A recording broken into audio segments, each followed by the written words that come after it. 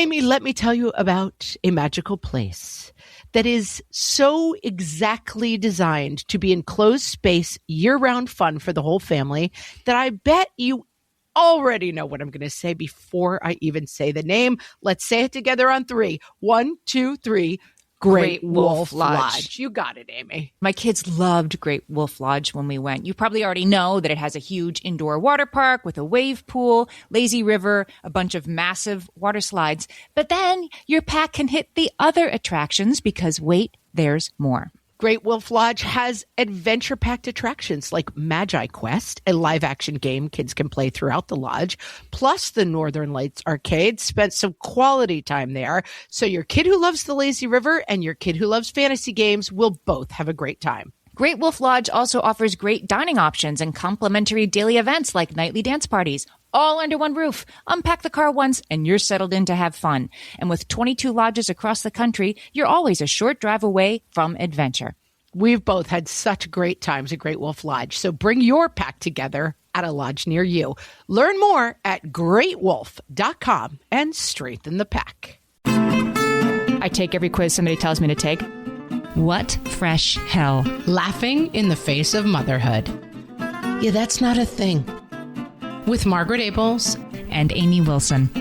I'm an obliger. I do what people tell me to do. A podcast that solves today's parenting dilemmas so you don't have to. I'm #Team Dr. Amy.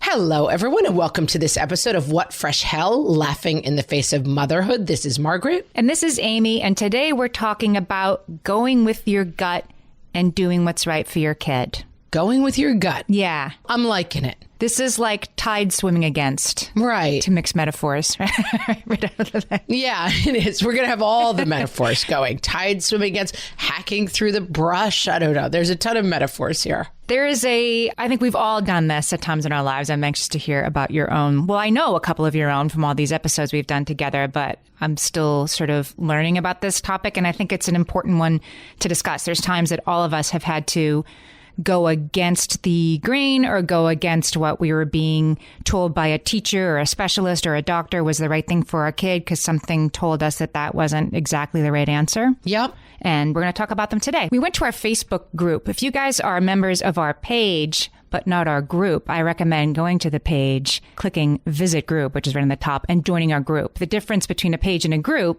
is that in the group, you can talk to one another, which is amazing. But also, you know, if you're in the group, that when there's important conversations, you'll see them. Facebook doesn't show you everything that we post just because you like our page. We wish they did. They don't.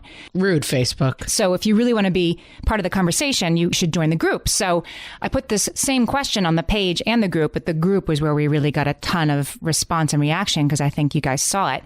The question we asked was, is there a time in your life where you had to swim against the tide to do what was right for your kid, when you had to make the hard choice or the unconventional choice or go with your gut and it was the right thing to have done? And we got a million answers. Yeah, I think this question is really interesting, and there's a lot of interesting responses to it. And I mean, going with your gut is a balanced thing like everything else, you know? I think there are times when I'm sometimes paralyzed by this feeling of like, I have this instinct, and like you have a lot of competing messages basically coming in your brain at all times. And if you're an anxious person, as I am, it can sometimes feel a little bit like, messages coming in all the time, and sorting through that can be complicated. But I think there is this absolute truth of like mom instinct that is worth talking about. Have you seen the Harriet Tubman movie? No. It's very good. I really recommend it. Anyway, she has a sort of, sixth sense that the movie suggests she was badly injured. She had a brain injury as a child, and she sort of has seizures and passes out, which is true about Harriet Tubman. But the movie sort of takes it to another level, that she has the powers of clairvoyance because of this injury, that she sees what's going to happen. And that's why she was Harriet Tubman. She could tell when something bad was about to happen and like make another choice. Huh. She could get away from the bad thing. And I think what you're saying is interesting. When you have anxiety, you get that feeling, right? Like something bad's about to happen, and you might be right, and it might just be the anxiety talking. It doesn't mean... It's a tricky one for me because, this is seared in my brain. I must have been in high school and I was watching Oprah on TV, possibly an oldie logs alert. back in my day. Because now I think people just think Oprah is like this like godlike figure. And like she used to have a daily television show that I used to watch. Right. She used to, right. And it was something about, I don't remember what, but it was somebody was like breaking into somebody's house or something. She was telling the story. And she's like, I had this instinct. And Oprah like looked right in the camera and she was like, never ignore your instincts. And it like activated some weird part of my brain. But I feel like I wish I'd never seen it because I feel like it's triggered more. It's like an anxiety thing. Like, I have this feeling? And sometimes it's just insanity on my part. And it can be hard for me to suss out like what is like hum of anxiety and what is mom instinct. Well, let's start with a small win, okay? Because we heard of all kinds of ways you guys have gone with your gut, and little and small, and of dire importance, and of you go girl. And so we'll start simple because it won't get scary too quickly for you. I think that's always a good way to go on the podcast. Not scary too quickly. We won't scare you right up front. So we'll start with Jessica. She says that her son's teacher told her and her spouse that her son was ready to get out of diapers at 22 months old. And he was her first child, so she was like, okay, we'll do this. She was pregnant with her second. She was studying to pass the bar exam. So, not much on her plate or anything. Yeah, got a few things going on, Jessica did, yeah. And she decides to potty train a not quite 2-year-old kid because the teacher told her to. She says, it was a total disaster that ended with me and him crying on the bathroom floor. And it finally dawned on me that maybe he wasn't ready and would be in his own time. And why am I doing this anyway? So I told his teacher we were stopping, and the teacher told her I was sending him the message that he had failed. Oh. Instead of backing down, I stuck to it and told her I'd let her know when he was ready. And then he was about a year later. And I had learned the lesson of trusting both him and myself in the process. Oh, that's a good lead-off story. I mean, that's chock full of good messages. Yes. I mean, Jessica, first of all, you are so brave. Like, I think I would have cried and been like, you have to learn. I'm sorry. The teacher's very scary. The teacher said, yeah. Like, I don't know that I could have stood up in the face of a teacher telling me I was sending a message to my child that they'd failed. Oh my gosh, right? You know how Gretchen Rubin has those 4 tendencies? I don't know that much about it, but I, of course, took the quiz to find out which tendency I was because... Of course you did. I take every quiz somebody tells me to take because I'm Ann. Because Amy, yes. I'm an obliger. I do what people tell me to do. Yeah. I mean, I'm also kind of an obliger, but I am a reactionary to authority figures. Like, I find I'll be talking to other moms and they're like, and I just told the teacher that she was being an idiot. And I'm like, oh, did? Like, how could you tell an authority figure that they were wrong? That is just not in my DNA. I mean, just to take the other side of this, when you do have one kid and you're talking to a teacher who's been teaching nursery school for 35 years, there's a chance that that teacher has some pearls of wisdom you could learn from. But yeah, in this case, I mean, we've talked about this on the show. If you try something with your kid and it's really, really not working, just like revisit it in 6 weeks, 6 months, just back off. And well, I think that's helpful for me because I'm talking about being caught in this cycle of like, is it an instinct or is it like weird OCD anxiety problem? Like, I think the other lesson here is like, I don't remember whose quote it is, but it's like when someone tells you who they are, believe them. Like when your kid shows you where they are, believe them also. Like potty training should never be like everyone's crying and it's miserable and fraught. It's fine to just be like, we'll do this a little bit later. Yeah. I had a similar experience, which I've talked about, so I'll be brief. I opted out of homework for my kindergartner. He went to a kindergarten class where it was like there was 2 hours of crazy, like fun projects every single night.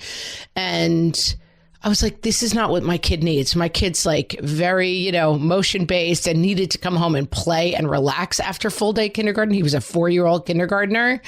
And the teacher just would give me the what for on it. I'd be like, well, it was so sad. Everyone else had their chef's hat decorated with their favorite food and your kid didn't have theirs. And it was so sad for him. And I basically stuck to my guns. I was like, my kid does not need to come home from 8 hours of kindergarten and then spend 2 hours on a project that he's not interested in, that he's not developmentally ready for.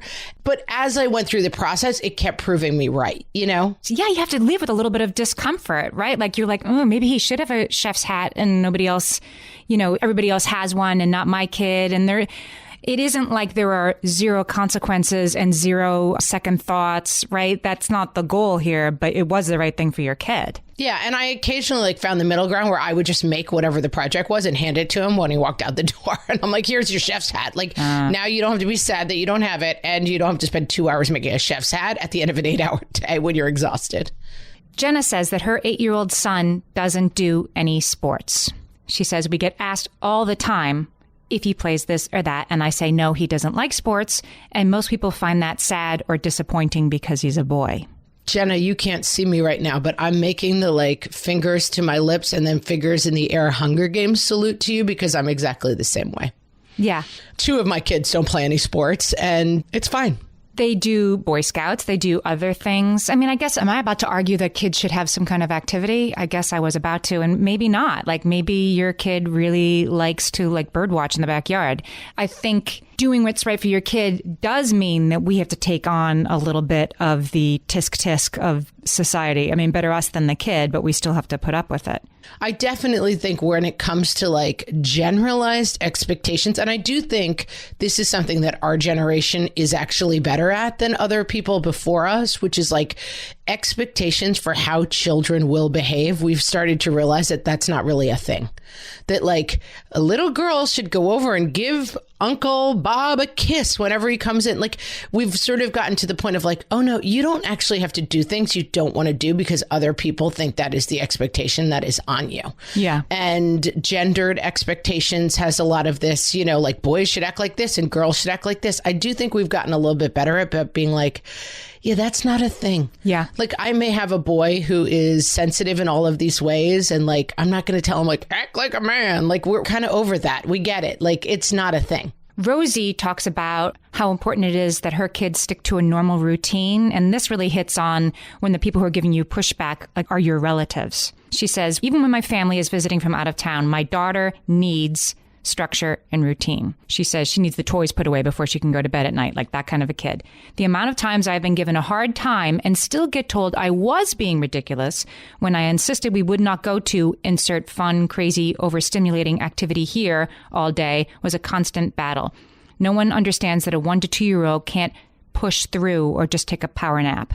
Yeah, I mean, this is another good example. And I mean, I often argue that like work from your most generous point of view. So like if it's like, oh, it's a whole family activity, like, you know, I don't love always being the person who's like, we can't do anything because it's really all about my kids' schedules. I try to operate from a place of like, how can we make this work? And how can we participate in fun things?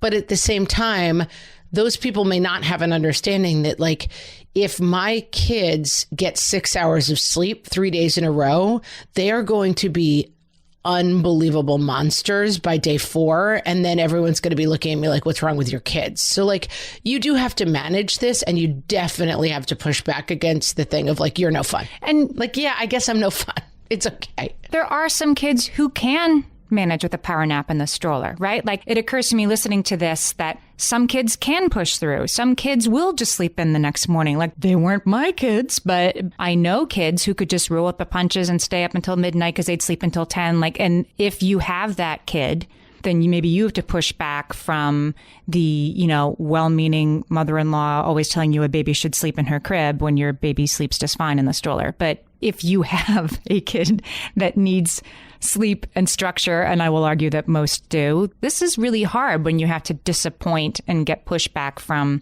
your own parents or your in-laws or your cousins. And I think one thing you say a lot is like give voice to it, which I think can be really helpful in these situations, which is like, the thing is, if we do that, we can't do anything else tonight because it just means she's going to be so tired that she's going to be unreasonable the rest of the day, and like, and kind of talking it through a little bit so it doesn't feel like, because I feel like sometimes these can feel like power plays when you're with in-laws and family members.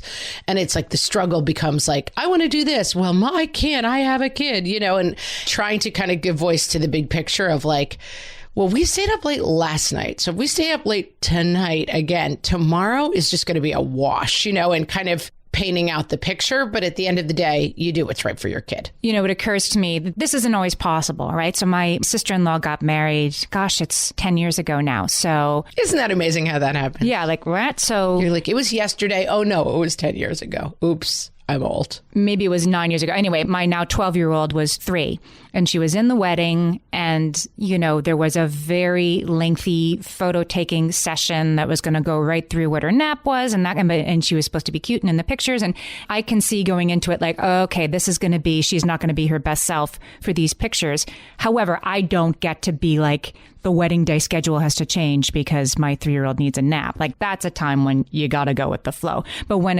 that's, I think, the trick of this thing is like not being kind of the like, I have kids and therefore I am queen of the world, but also sort of saying like, hey, is there a way we can structure this so it's going to work a little bit better? In that case, I remember it just happened to work out great because they were behind schedule and I just drove her on the block until she fell asleep for like 18 minutes, which was all she needed to push through. But on the other hand, if that same family was like, let's go to the pumpkin patch and let's leave at 12:30, then I think it's fine to say, can we do that in the morning? Or can I maybe stay back with the baby? Or it's okay when the schedule isn't the most important thing that's ever happened to put what your kid needs first. For sure. And fundamentally, your kid's your rules. But we're just saying, like, is there any wiggle room in the schedule? All right, Amy, we'll be right back.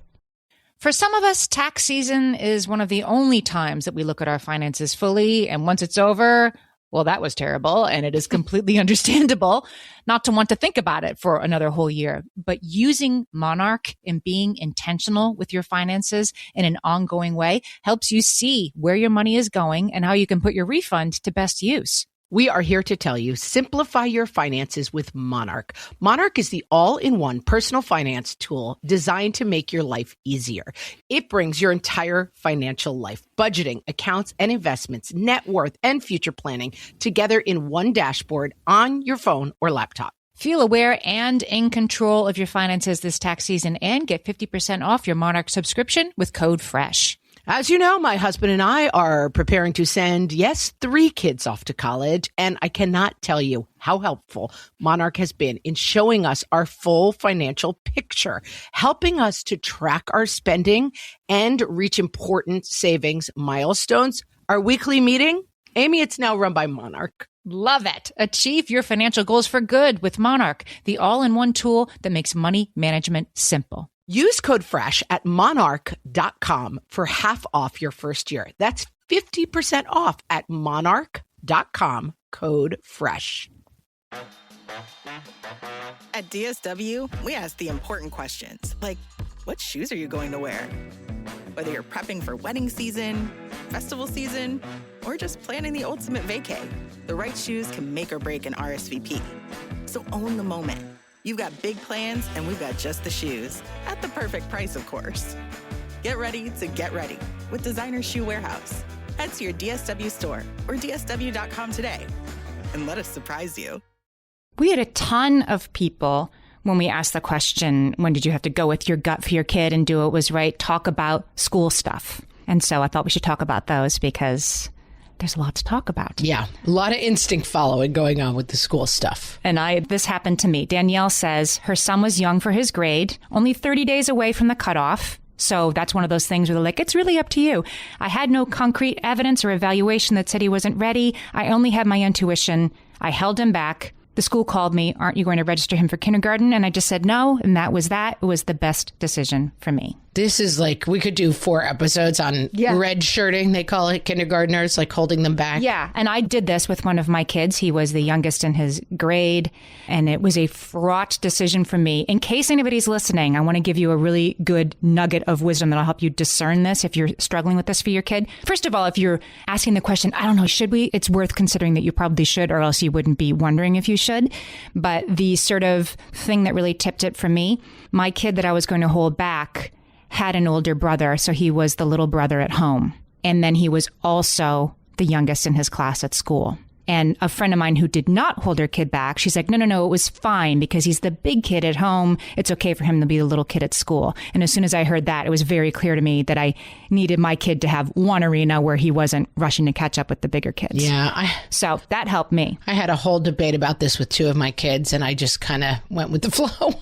You just went with the flow. Well, Angie did the opposite. She says, I did the opposite. My son was 12 days past the cutoff, and I fought to get him into kindergarten early. He was bored in pre-K. I knew that would lead to behavior issues.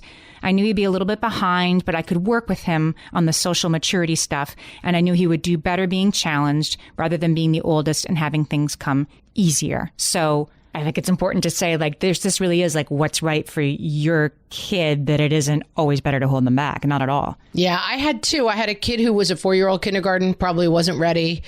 And I sent him, and I had a kid who was too ready for kindergarten, maybe should have skipped kindergarten or started a year earlier, and I couldn't make that happen. And so I also will say the flip side of this is, like, these seem like the hugest decisions of your life. And there's all these books that are like all the soccer stars or the kids who started later. It feels so epic. And I just got to a point with both of my kids that it was going to be this protracted battle, and I was like, let's just see how it goes. And it's been fine. I mean, would maybe they be doing better in other situations? They might, but I couldn't get excited about this issue for some reason, and I went with the flow, and it's also working fine.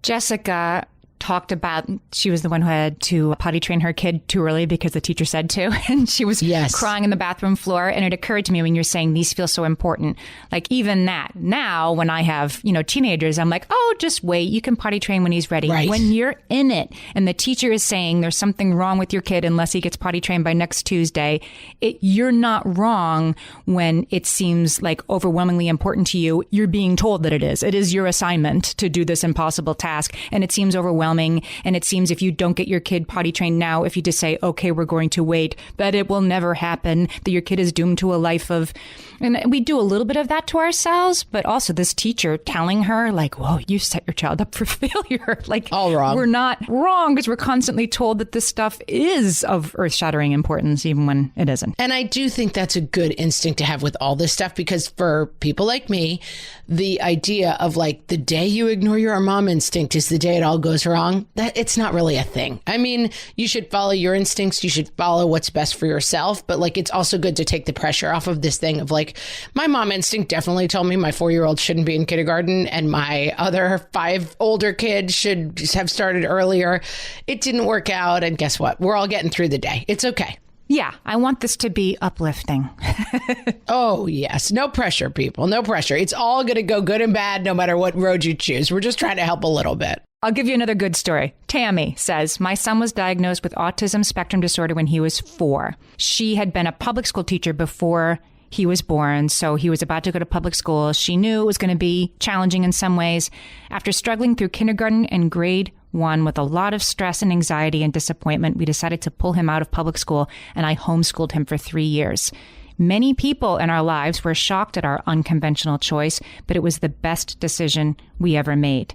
Our family's anxiety decreased, and my son and I bonded in a special way. He now attends a private school for kids with autism, but I really believe the few years we kept him home saved us from a life full of strife and stress. What I like about this, and it's such a good job, Tammy, that's all I'm going to say to you. Mm-hmm. But I think some of this instinct stuff is about like, what is your goal? Is the top of your triangle like stress-free existence to a certain point? Your life is not going to be stress-free, but like if you find yourselves in situations that are really not working, it is a great idea to say to yourself, how can we change this situation? And that may be every time we go home to visit or to the in-laws' house, the kids end up overtired and we kind of have a miserable trip. I'm going to insist on a schedule when we're there, even if people think I'm crazy. My kid is really not functioning in the public school system for whatever reason, or in the school situation that he's in. Maybe I'm going to take him out for a couple of years and homeschool. Like, I think that version of following your instincts, I can get 1000% behind. This potty training thing is us crying every night on the bathroom floor. We're going to stop doing this. Why are we doing this thing? Why is it making us miserable? Yeah, because we're listening to the authority figures who are telling us to, but sometimes we can go with our gut. Yeah, I think that's a great way to use your mom instincts. Laura says that she had to pull her daughter out of school and homeschool her for a year while she participated in intensive outpatient therapy. People told Laura that her daughter would never recover socially, and she was making a mistake homeschooling her. She says, fast forward 8 years, she's a senior with leadership positions in her music department. I think I made the right choice. Yeah, sounds like you did, Laura. Another really good job to you. I think I've talked about this once before, but I like it so much I'm going to say it again. I was talking to an actor years ago, like a sort of like wizened, like, hey, kid, this is how life is, you know, like that kind of. Listen, kid. Oh, listen, kid. Like a picture like Walter Matthau. Oldie lots alert. Back in my day, no one knows who that is. Who should I say? I don't know. Sure. We don't know who the new grumpy guy is. Steve Buscemi. I was trying to decide, like, should I do this Romeo and Juliet tour that was going to be a year of me, like, driving around in a van being, you know, Juliet in schools across the United States? Or should I move to New York to, you know, seek my fame and fortune and not wait another moment? And I was, should I don't know, but it's this and it's this and it's this.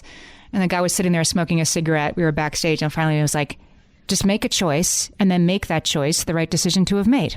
Yeah, I mean, that's it. I was like, right? Like Laura had to homeschool her kid. You commit to it. People are telling you it's the wrong decision. Well, it's a decision I've made. And then, you know, 8 years later, you made it the right decision by everything that you did to back it up. I think that's what I keep coming back to. It's like we like to think of life as like door number 1 or door number 2, the lady or the tiger, you know, like what are you going to get?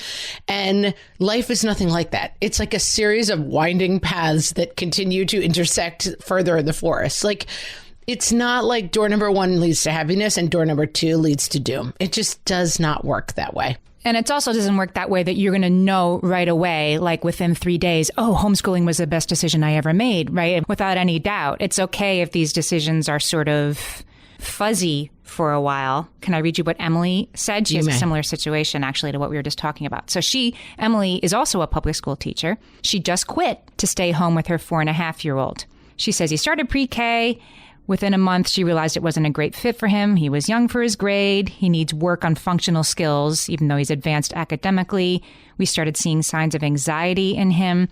I quit my job mid-year and we found a part-time Montessori program that better suits his needs. But then she says, I've worked his whole life and work is a huge part of my identity.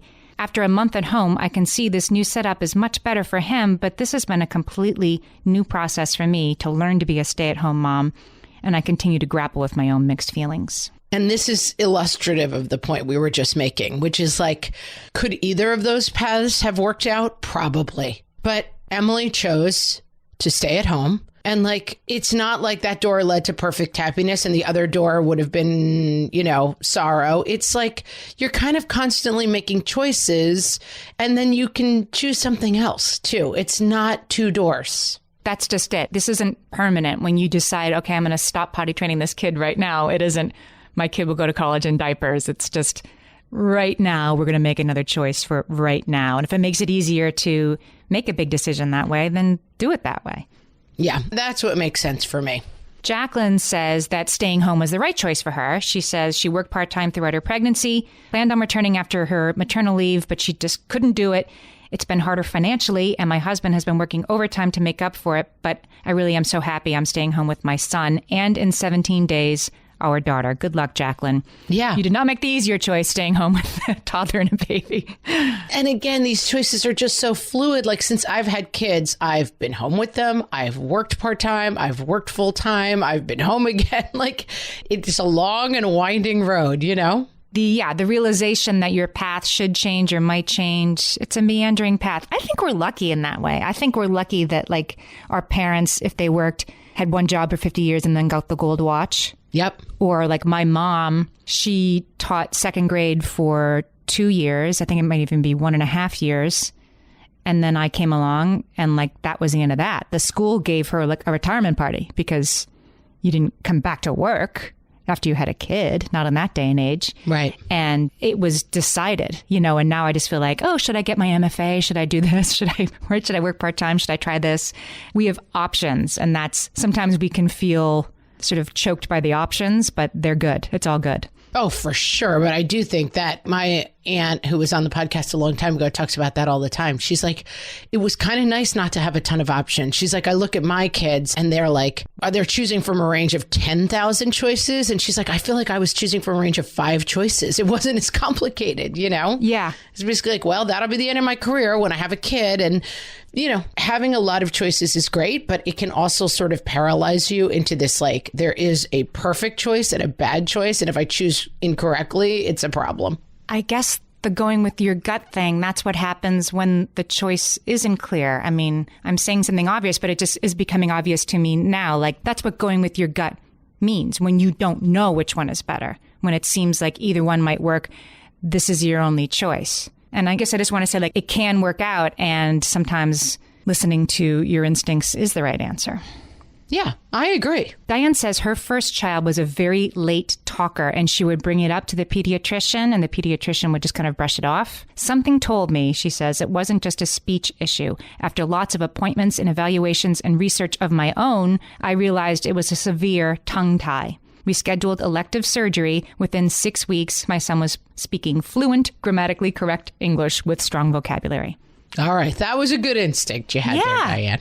Yeah. Have you ever been in that situation where the pediatrician sort of pats you on the head and sends you home and you should have listened to your instinct? I don't mean about like 106-degree fever. I just had a very colicky baby. This was my example. And I kept saying, like, he cries a lot. But again, he was my first.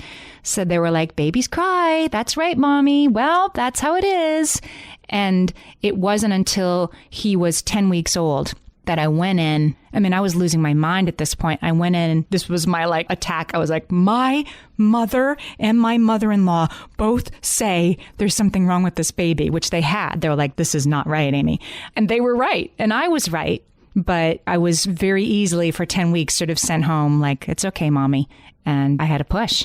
Yeah. I mean, that story repeats and repeats and repeats. And we hear more and more about, like, especially women in doctors' offices getting dismissed for their concerns. And I think the top of that mountain is that you know your kid best and that instinct is the correct instinct. But I'm going to argue the other side of that when we come back as well. All my kids learned to swim when they were little. It was super important to me that they be confident and safe in the water. There was only one problem with that. Taking them to swim lessons. I mean, the pools were freezing. There were always cranky adults doing laps right there. And it was definitely not, for any of us, what you would call fun. Amy, heard. But now there's Goldfish Swim School. Goldfish takes a really thoughtful approach to swim lessons, combining research-based teaching with a warm, kid-friendly environment that actually helps kids thrive in the water. Every detail at Goldfish is thoughtfully designed to create a golden experience, from shiver-free, warm indoor pools to comfy waiting areas for parents to professionally trained lifeguards on deck. Goldfish uses an approach called the science of swim play, which combines guided play with proven teaching techniques to help kids learn to swim, build water safety skills, and gain confidence, all at their own pace. Lessons are designed to meet kids exactly where they're at. If you've been thinking about swim lessons or just wondering where to start, this is a great opportunity. Right now, Goldfish Swim School is offering a waived membership plus your child's first lesson free at participating locations. Just visit goldfishswimschool.com/free to find a location near you and enroll using promo code FREE. That's goldfishswimschool.com/free, promo code FREE. My favorite skincare products actually feel more like self-care, like they're so nice to put on and they smell so good that I'm actually happy when I get to that part of my day. And I swear that is how I feel about Osea's anti-aging body balm. Amy, you are usually the lotions and potions queen on this podcast, but I have to say, hard agree. Osea's anti-aging body balm is a liquid silk body balm that combines the lasting hydration of a lotion with the firming power of a serum, leaving skin smoother and firmer. This body balm is clinically tested and designed to deliver visible results you can see and feel. So we've gotten to use this product for a couple of months now, and I swear I have really noticed firmer and smoother skin, like on the back of my hands. It's like getting a mini spa treatment from head to toe. Get a spring-worthy glow with clean, clinically tested skincare from Osea. And right now, we have a special discount just for our listeners. Get 10% off your first order site-wide with code FRESH at OseaMalibu.com. That's 10% off your first order with code FRESH at OSEA Malibu.com. And now, things moms just know in their guts. From the What Fresh Hell podcast. When you see a kid scratching their head, it's never dandruff. It's lice. Listen, it's always lice. When the school calls, it's not going to be good news. People, they're not calling to tell you that your kid is doing a great job in math class. Your kid barfed, or maybe pulled the fire alarm. When toddlers are noisy, it's annoying. But when toddlers are silent, they're destroying something you cherish. Move quickly. When your son wants to show you something really cool that he found outside, There's like a 92% chance that thing is going to be gross and or dead. that thing that literally no one in your house can find, If you look, you will find it in under 19 seconds. no matter how much you think you are ready to own a white couch, You are not ready to own a white couch. That white blouse? That's not for you either. this has been Things Moms Just Know in Their Guts. From the What Fresh Hell podcast.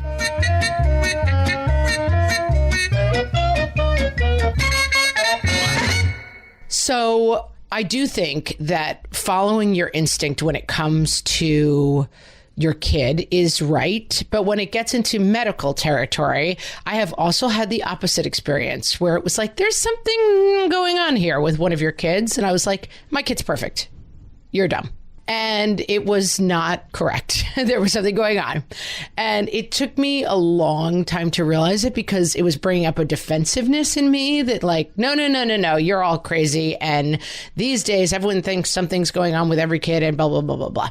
So I think when it comes to medical issues, this is a bit of you've got to walk this balance beam between like, fundamentally, yes, you know your kid better than anyone else. If you have a nagging concern, you should listen to it and you should address it.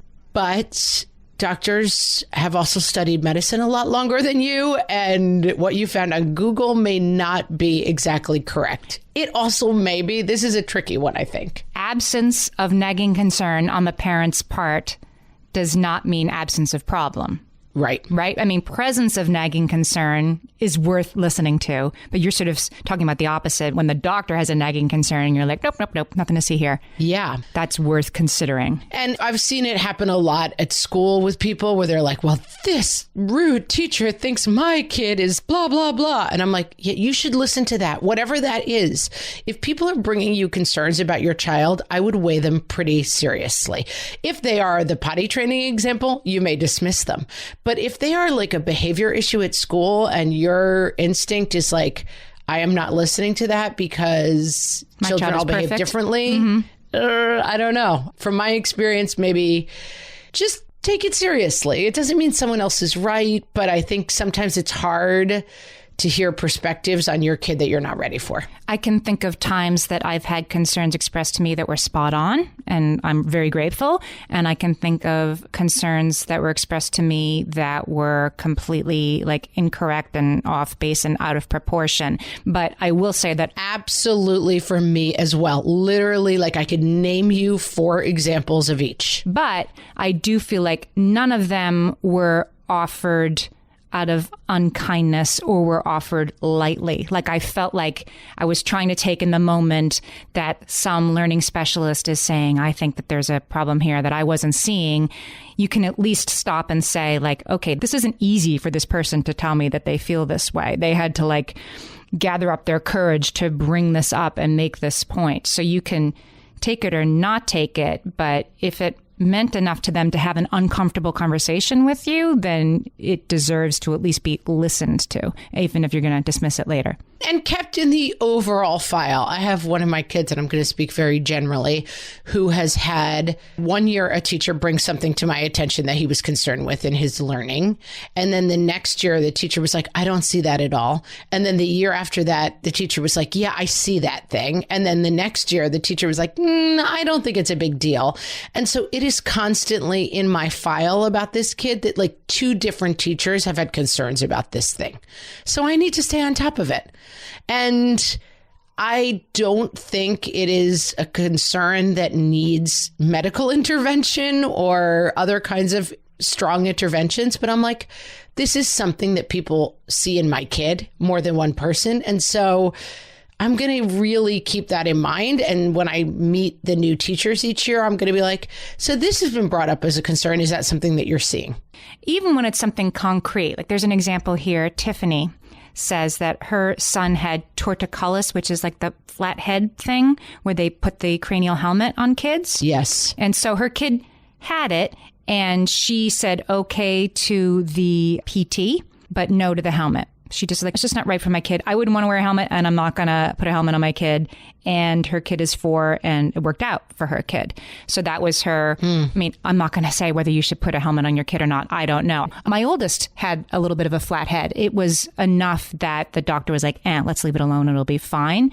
If I had to make this call, I don't know what I would pick, but I guess I just mean like, even when there's like, it's black and white, the kid has this condition, there are still sort of ways you can treat it, ways you can respond, and you get to be a partner in that discussion. Yeah. I mean, I feel like we're in total landmine territory here because we're talking about like your instinct versus doctor's recommendations. And I'm going to say, as a person, personally, I firmly come down on the side of doctors. Like I am always team, like I think that I would do what a doctor told me to do because they have more information than I do. Would I then bring to a doctor's attention more information that might help them make that decision? I would. But at the end of the day, I'm #team doctor, Amy. You know what? I think it's the same thing you were saying before. Like it occurs to me. Again, it's like the doctor saying, nope, nothing wrong here. And you have a feeling that there is. It's the presence of your nagging concern. Yes. Right? And just because if the doctor says there's something going on and you're like, I don't see it, that doesn't mean you're off scot-free because your gut tells you your kid's fine. Right. I just think we should not overestimate the role of the gut in medical decisions. I just worry about that road. I'll give you one that's a little more, something you can get behind. So Allison says, this is a yikes. So her son needed a revision to his circumcision after he was born because the gynecologist messed it up, basically. Her second kid was born. Same doctor came to get the baby to do the procedure. And Allison had to say, I want a different doctor to do the procedure. Oh, yeah, that's a good one. That's solid. I'm 100% behind this. She says it was so awkward, but I had to trust my mom gut. I don't know if I could have done that. I think I would have like moved away so I could have a new gynecologist. I would have. And I'll tell you why. I have an example of this from my own life. I had to go to an ER. I don't remember how old I was, maybe 9 or 10. I was young, but I remember it so clearly. And I've always been told this when I donate blood or anything. I have like low set veins or something. They're hard to find, my veins. And I don't know what medical person came in and was trying to draw blood. And she stuck the needle in my arm 4 different times and was like, no, I can't find a vein. I can't find a vein. And she went to do it a 5th time. And my mom grabbed her by the arm and she was like, I need you to go find somebody else to go do this. And she was like, yeah, we're not going to just keep trying. Like, you've tried 4 times. It's not working out. Go find a more senior person who knows what they're doing. And I remember as a child being so struck, and that memory is so clear in my mind of like, that is a mom. That is what a mother does. You know what I mean? Like, I do think that trusting, being brave enough, because I was said earlier, like, oh, I'd never do this. I would never do that. People putting other people in danger, like that's the mom role right there. Yes. You know, you got to step in for those things and be like, nope, this is not happening. That's mother bear moment. This is my mother bear moment. I was at the orthodontist with one of my kids and they were getting like braces put on. And anyway, one of the brackets put on. My kid, like all of a sudden, like yelps in pain and sits up, like, and starts like panting. And then, you know, a person putting the brackets on, I was like, I don't know why that happened. Oh, that's weird. Lies back down. Minute later, same tooth, like sits back up and, you know, like, oh my God, that kind of thing. Like 10 out of 10 pain. And I say, stop. Let's get the doctor to come over. The doctor comes over and both the doctor and the assistant were sort of like they looked at the tooth, like there's no reason why this should be hurting. And so like, so let's proceed. And I'm like, my kid is not like making up. So, like, I just saw it happen twice, but they were very stuck on, I don't see a reason why this would be happening. Therefore, it's not happening. Like, therefore, like your kid is like making it up or something. I'm like, if the kid was fine with the 25 other brackets and just screamed in pain about this one tooth, like we're not moving forward until you can figure out a way to fix this, or else we can just also leave. Like, we're not moving forward with this. But it was a moment where I kind of saw like I think when it's your kid, right? When it's your mama bear, like, you won't hurt my cub. And when it's not your kid, you can be a little more removed about it. Like, well, there's no evidence of what would be causing a problem, therefore there's no problem. And I think that's where it gets tricky.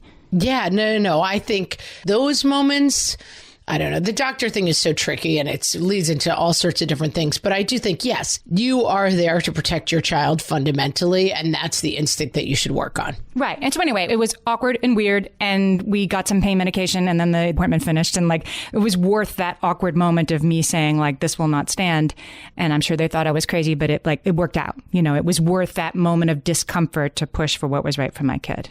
Oh, for sure. And I think as you go forward in life, like leading with the instinct of like, I am here to make sure that you stay safe. That's your job. That's your role. And you should be doing that. And you should be doing that when like a 16-year-old comes to pick up your other 16-year-old at 8 o'clock at night and be like, no, you're not getting in that car. Like, you should be doing that. And with one that is absolutely wonderful and positive and can feel good about it. Trisha says she has a son, her first child, that's adopted from Russia. The process was getting hard, long, expensive, and the country shut down for a bit. Some, she wrote my husband in parentheses, my husband, started to say, maybe it wasn't meant to be. No, he was our boy, and we were going to get this worked out. It felt like we were fighting an entire corrupt government, but eventually we got it done. We celebrate 9 years home next month. Good instincts, Trisha. Good instincts. That's your boy. Yep. And I do think that like there is that role. I mean, there's a million movies about this, right? Like everyone's like, there's no cure for this disease. And like the one mom is like, no, I will find it. And like, yes, you know, mom warriors. And you see that vision repeated throughout popular culture and reality and everywhere else. Like being a warrior on behalf of your kids is a big part of your job. I'm here for it. All right, Margaret, I want to wrap up with this fantastic quote from Nicole. She's a listener from Anchorage, Alaska. Hi, Nicole. Oh, love that. I love what she wrote so much, I think we should read it. All right, here we go. We're going to go back and forth. Nicole says, in some way, isn't this all of us? Whether we choose to have children in our early 20s or late 30s or even hashtag Margaret 40s. If we're parenting alone or with a tribe. If we co-sleep or had our baby in the crib from day one. If we breastfed or bottle fed, homeschooled or public schooled, on and on. Nicole says, don't we all at some point feel alone and stay up late nights worrying if we are making the right choices? Don't we all look at someone else and feel like they are mothering better? That is what is beautiful about being a mom, is this innate gift we have to advocate for our children. Being a mother to me is learning to trust and tune out other choices and know I am doing the best I can with what I have. The times I have felt alone, Nicole says, is when I looked around and couldn't see others like me. When I feel supported is when I look around and see we are all doing the best for ourselves and our families. I'm not taking away the pain and the struggle that we feel advocating for ourselves when the world is against us, the struggle to find the right doctor, therapist, teacher, or program. But when I am trusting my gut is when I feel closer to my kids. Nicole, you need to host your own podcast. Yeah. What fresh, Nicole? Yeah, I mean, I think that's it. That like the trick of this is that it is fundamentally our jobs to be our kids' advocate and to really look out for them. And trusting our instincts is a big part of that. And knowing that like you are the person assigned the job of helping your child navigate this life. And so it's a pretty big responsibility, and you need to follow your instincts. And when other people come from the sidelines to be like, actually, you should, you know, you can tune a lot of that stuff out because you are the person who understands them best. But then just leave a little hole in that layer for valid and good advice and critique to come in. Mm-hmm. Not as easy as it sounds. I get that. Like, even as I'm saying it, it's like, it's a hard balance. Your gut instinct shouldn't like keep things out. It should let things in, I guess, when possible. You should have a leaky gut instinct. Leaky gut instinct. It sounds disgusting, but it is good advice. We solved it. Totally solved this one. We're going to make leaky gut instinct t-shirts, guys, and sell them soon. All right. We want to continue this conversation and talk about going with our gut and doing what's right for our kid. We already told you can go to our Facebook page at What Fresh Hellcast, join the page and join the group. Or you can come find us on Twitter at WFH Podcast. And we're on Instagram at WhatFreshHellCast, and you can always find us on our website, whatfreshhellpodcast.com. And with that, guys, we will talk to you next week. Thanks, everybody. This is a Monday.com ad. The same Monday.com helping people worldwide getting work done faster and better. The same Monday.com designed for every team and every industry. The same Monday.com with built-in AI, scaling your work from day one. The same Monday.com that your team will actually love using. The same Monday.com with an easy and intuitive setup. Go to Monday.com and try it for free. Yes, the same Monday.com.